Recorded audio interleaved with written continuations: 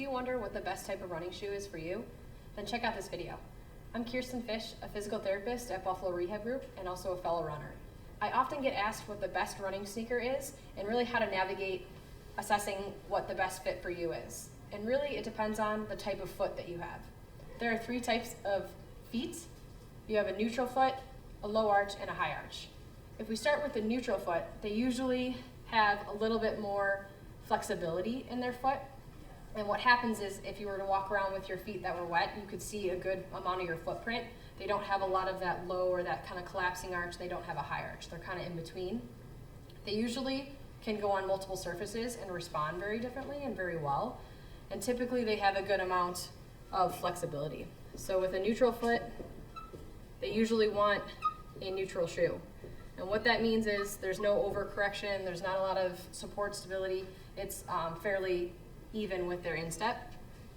Like I said, they have a lot of flexibility, but they usually lack strength or stability.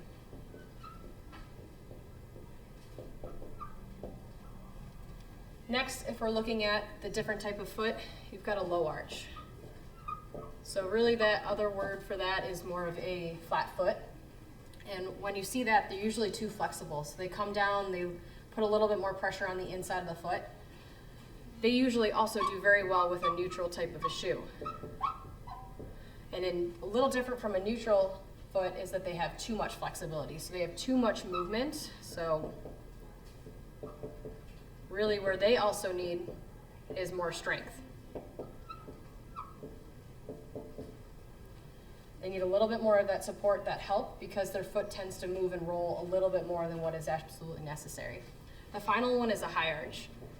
So that's the complete opposite of that low arch. So usually they have more of that space between the ground and their arch, or where their actual foot lands. And so usually for them, they need more of a either shoe insert or a little bit more stability with their shoe.